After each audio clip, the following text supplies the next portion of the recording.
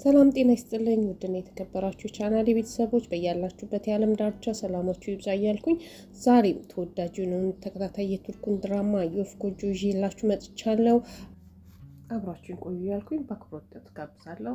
አብራችሁን ቆዩ።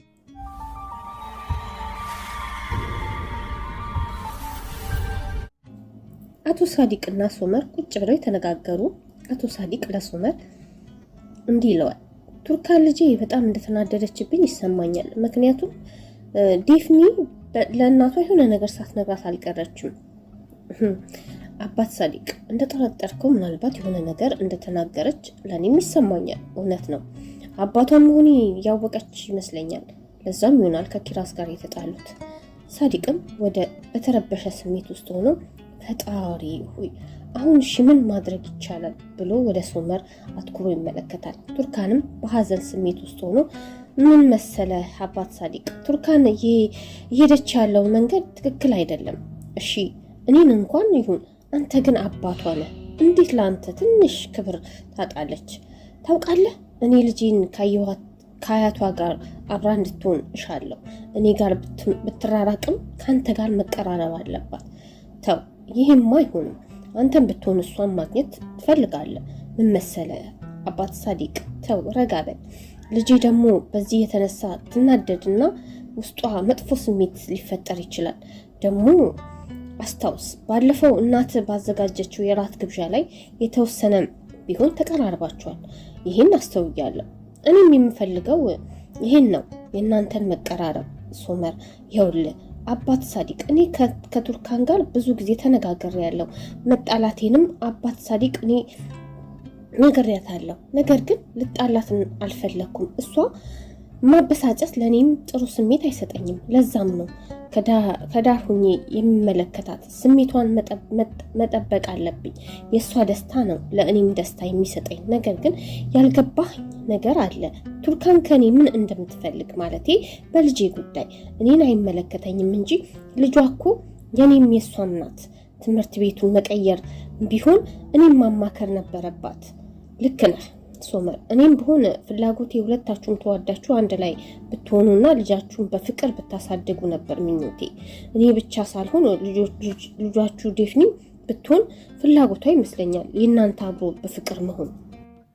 አባት ሳዲቅ፣ እኔም ፍላጎቴ ይኸው ነው። ነገር ግን መጠየቅ የምፈልገው ነገር አለ። ስለ ካርታል ሁሌም አንድ ላይ አብሮ ነው የምመለከታቸው። ማለቴ የፈለኩት የገባ ይመስለኛል። ባጭሩ እየጠረጠርኳቸው ነው። ምናልባት እኔም አላውቀው አንተ የምታውቀው ነገር ካለ ብትነግረኝ። ምክንያቱም ልክ እንደ ጋርዷ ሁሌም በሄደችበት ቦታ ላይ እሱ አለ። ሳዲቅ ግራ በተጋባ ስሜት ውስጥ ሆኖ ያየዋል። ሶመርም በአትኩሮት ይመለከተዋል። ልክ ነህ ልጄ ሶመር፣ ብዙ ጊዜ አብረው ያሳልፋሉ። ግን አንተ እንዳሰብከው ሳይሆን አብረው የሚያዘወትሩት በስራ ጉዳይ ነው። ከዛ በዘለለ ሌላ ግንኙነት የላቸው። ልክ እንደ ወንድሟ ነው የምታየው። ልክ እንደ ታላቅ ወንድሟ። ልክ እንደ ወንድም ነው ያልከኝ? አባት ሳዲቅ ደንገጥ ብሎ አዎ፣ ከዚህ የተለየ ነገር የላቸው። በሌላ በኩል ደግሞ ዶክተር አይንና ዶንሽ በሆስፒታል ውስጥ ሆነው ከቱርካን ጋር እያወሩ ነው። ቱርካንም በነገራችን ላይ ዶንሽ ዶክተር የመጣችው ከእንግሊዝ ነው። እንዴ እንግሊዝ ጥሩ ነው። ለመሆኑ ከየት ከተማ ነው የመጣሽው ብላ ጠይቃታለች በተደናገጠ ስሜት። ዶንሽም ሳቅ በማለት ከለንደን ከተማ ነው የመጣሁት። ደስ ይላል። እኔ አንድ ጓደኛ አለኝ ምናልባት ልታውቂ ትችያለሽ። ምክንያቱም እሱም ልክ እንዳንቺ ዶክተር ነው። ሳርዳር ይባላል አለች ቅስስ ብላ። ዶክተሯም ሳርዳር ነው ያልሽኝ?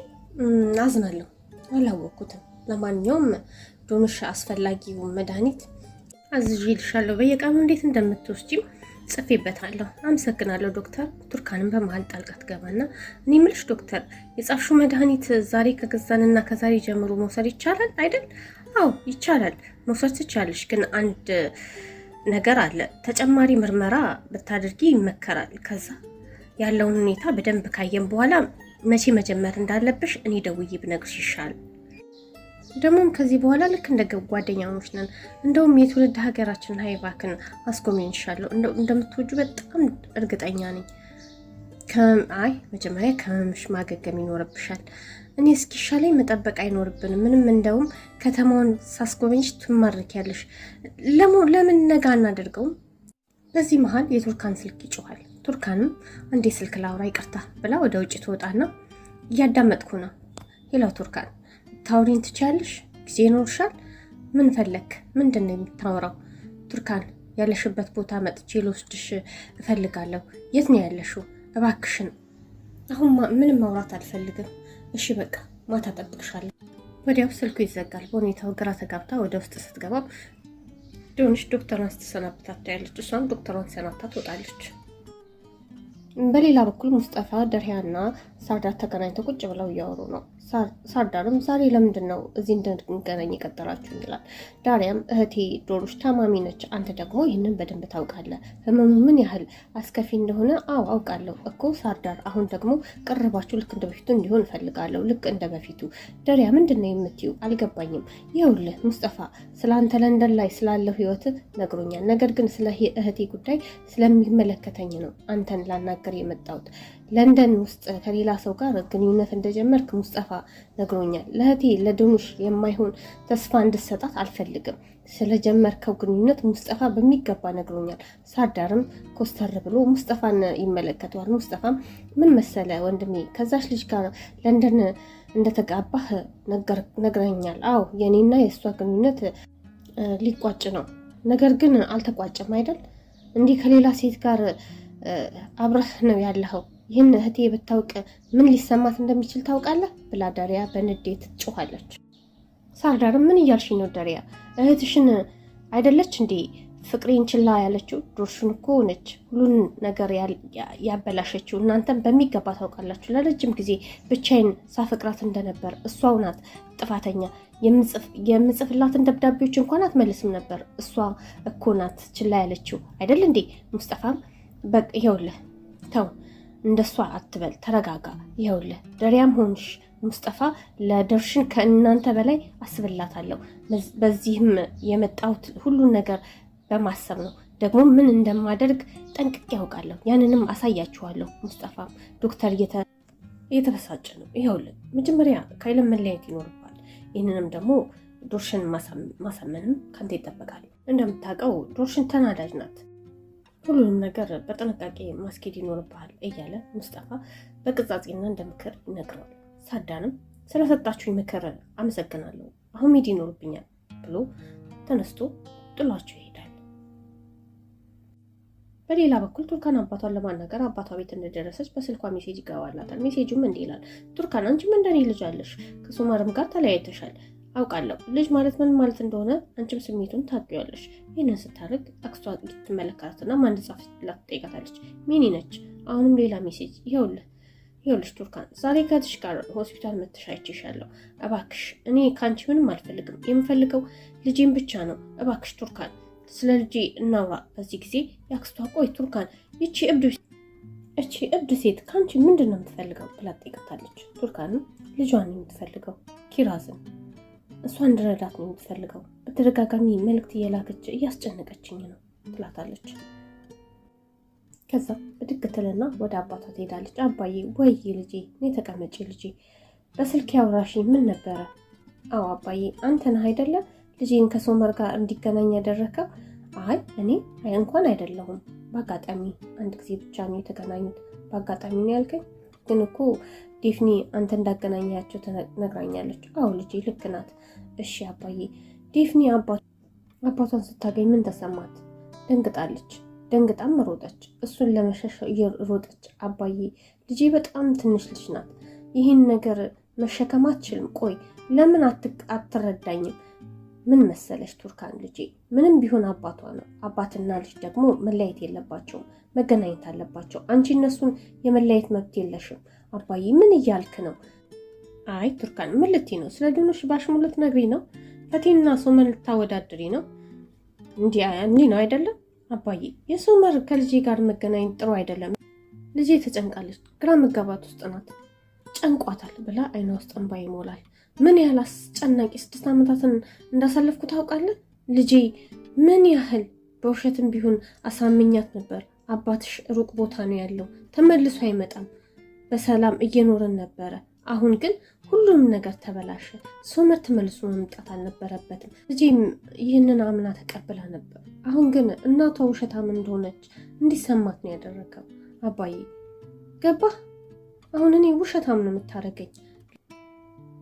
አውቃለሁ ልጄ፣ ግን ዶልፊን ብልጥ ልጅ ናት። አንድ ቀን ምን እንደሆነ ይገባታል። ምን እያልከኝ ነው አባቴ? ልጄ እኮ ገና ሕፃን ናት፣ ገና 5 ዓመቷ። አሁን ስሜቷ ተረብሿል። በዛ ላይ ኪራዝና እሷ ትምህርት ቤት ተጣልተው ነበረ። ይህ ለምን እንደሆነ ታውቃለህ? ቀንታ ነው። አባቴ አጠገብ ኪራዝ ማየት አልፈልግም አለችኝ። እኔ እኮ ልጄ ጥሩ ነገር ያደረኩ መስሎኝ ነው አለ በመደንገጥ ስሜት።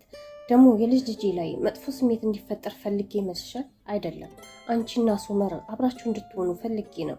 እኔና ሶመር ከእንግዲህ አንድ ላይ መሆን የሚቻል ነገር አይደለም፣ በፍጹም አይቻልም። እባክሽ ልጄ እንዲህ አትበይ። ይኸውልህ አባዬ፣ ከእንግዲህ በኋላ ልጄን ዴፍኒን ማግኘት የምትችለው እቤት ስትመጣ ብቻ ነው ብላ ጥላው ትሄዳለች። በሌላ በኩል ደፍኒ ከአይላ ጋር ናት። ደፍኒ እያለቀሰችም ምንም ነገር አልበላም። እኔ አሁን ያለሁበት ትምህርት ቤት አልወደድኩትም። የድሮ ትምህርት ቤት መመለስ ፈልጋለሁ። ኧረ ተይ እባክሽ ልጄ፣ በቃ አሁን እኮ መሽቷል፣ አታልቅሺ። መሽቷል። አሁን ከዚህ በኋላ ምንም ማልቀስ አያስፈልግሽ፣ መብላት ብቻ ነው። ይኸው እንደውም እናትሽ መጣች።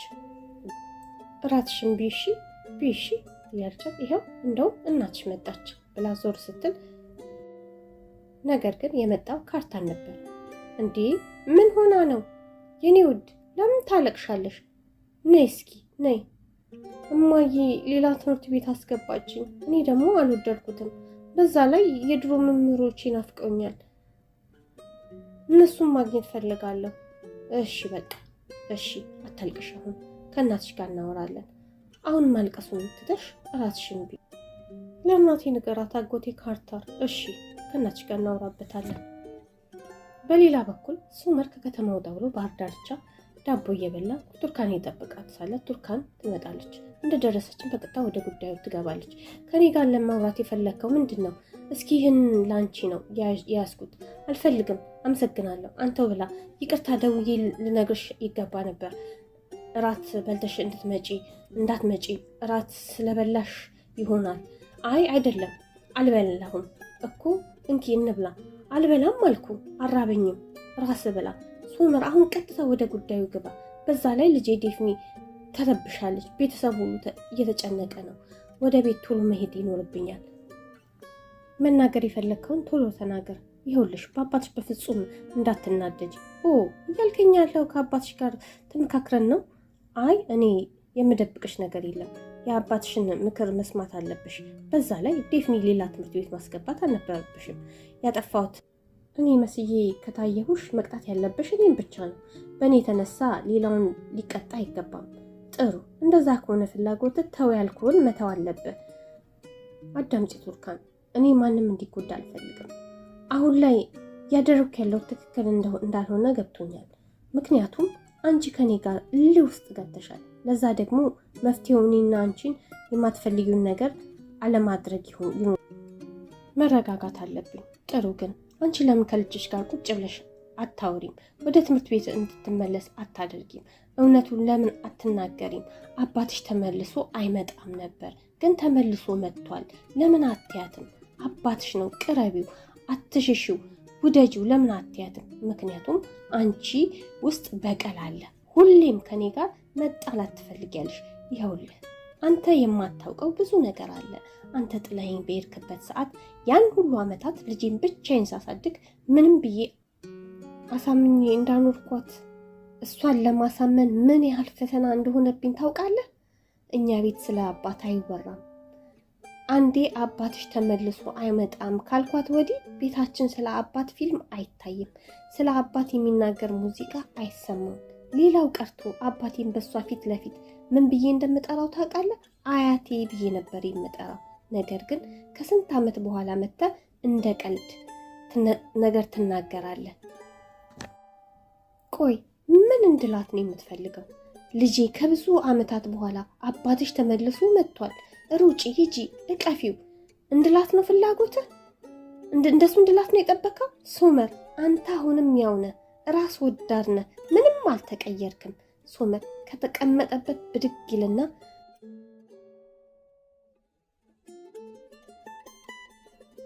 ዴፍኒ ሕፃን ልጅ ብትሆንም በጣም ጠንካራ ልጅ ነች።